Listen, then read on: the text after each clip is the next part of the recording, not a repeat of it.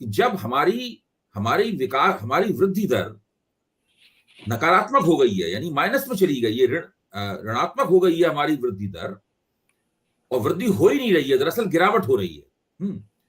जब ये अगर सही स्थिति है और उसकी अभिव्यक्ति बेरोजगारी में हो रही है, उसकी अभिव्यक्ति गरीबी बढ़ने में हो रही है, उसकी अभिव्यक्ति महंगाई में हो रही है बड़े पैमाने पर, तो उसका समाज में तो जिस तरह की विस्फोटक स्थिति बननी चाहिए वैसी विस्फोटक, और ये बहुत दिनों से चल रहा है। आपको याद होगा जब मैं CSDS में था तो मैंने आपको बैठाकर और प्रोफेसर देवेंद्र शर्मा को बैठाकर और जो इकोनॉमिक टाइम्स के पत्रकार हैं, हाँ, उनको बैठाकर हम लोगों ने एक चर्चा कराई थी, और उस चर्चा को हमने प्रकाशित भी किया था। उस चर्चा में भी इस तरह की बहुत सी बातें कही गई थी। ये 3-4 साल पुरानी बात हो गई है, 3 साल पुरानी बात हो गई, ये बहुत लंबे अरसे से चल रहा है। आपने कहा भी है कि जो महामारी से पहले ही हमारी जो कैपेसिटी यूटिलाइजेशन था वो 70% के आसपास था, निवेश तभी से गिर गया है। मैं बहुत मुद्दतों से लिखता रहा हूं, एक आंकड़ा देता रहा हूं, आंकड़ा भी मेरे ख्याल से पुराना पड़ गया होगा, कि जो निजी क्षेत्र है उसके पास 1.5 लाख करोड़ रुपए का कैश रिजर्व पड़ा हुआ है, इसको वो बिल्कुल उसमें से एक पाई भी लगाने के लिए तैयार नहीं है। जो पब्लिक सेक्टर की बड़ी ब्लू चिप कंपनियां हैं उनके पास भी 1.25 लाख करोड़ रुपए के आसपास एक कैश रिजर्व पड़ा हुआ है, वो भी कोई पैसा लगाने के लिए तैयार नहीं है, निवेश हो ही नहीं रहा है बिल्कुल वहां से। तो जब ऐसी भयानक स्थिति है और नीतिगत जो संरचना है सरकार की वो इस स्थिति को बढ़ाने वाली है, वो मुतवातिर स्थिति को बढ़ा रही है, इसके बावजूद भी सरकार चुनाव दर चुनाव जीतती ही चली जाती है, किसी भी तरह की कोई बेचैनी नहीं पैदा होती।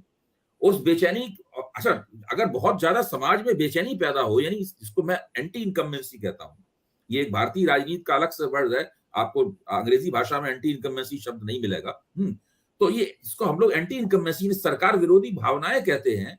वो सरकार विरोधी भावनाएं हैं लेकिन बहुत मामूली किस्म की हैं, जिनको थोड़ा बहुत ये टुकड़े फेंक कर सब्सिडी तंत्र के जरिए उनको प्रबंधित किया जा सकता है, और सरकार उसको कामयाबी के साथ में लगातार प्रबंधित कर रही है।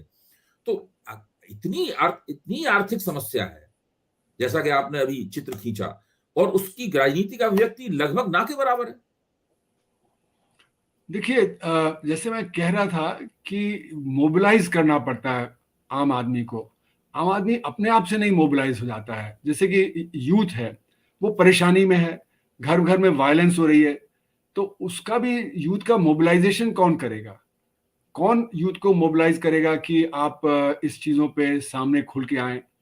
और जो लॉन्ग टर्म पर्सपेक्टिव है वो उपलब्ध नहीं है यूथ को, कि क्यों उसकी समस्या हो रही है। उसको तो आज ही दिखता है कि भाई मैंने तो रेलवे का इम्तिहान लिया था, उसमें थोड़ी परेशानी हो गई।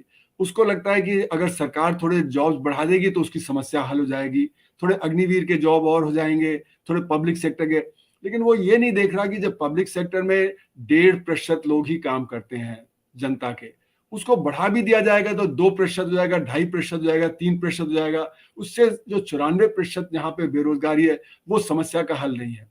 तो एक कॉन्शियसनेस भी क्रिएट करने की जरूरत है। वो कौन कॉन्शियसनेस क्रिएट करेगा कि ये जो समस्या है वो सिर्फ जो सरकारी नौकरियां और बढ़ने से नहीं हल होने वाली है।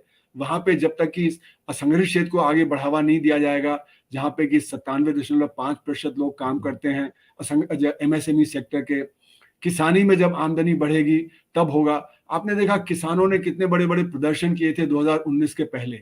वो बंबई में लाखों लोग मार्च करके आए, दिल्ली के बॉर्डर पे आए, है ना, लेकिन उसका असर नहीं पड़ा, क्योंकि वो जो पॉलिटिकल मोबिलाइजेशन है वो आप देखें कि पॉलिटिकल मोबिलाइजेशन तो पॉलिटिकल पार्टीज ही करती हैं, जहां तक मेरी समझ बनती है। अभी लखीमपुर खीरी में आपने देखा कि जब वो जो प्रोटेस्ट हुआ था, जहां पे ये लोगों को जो उसने कुचल के मार दिया, लखीमपुर खीरी में भी बीजेपी के लोग जीत गए।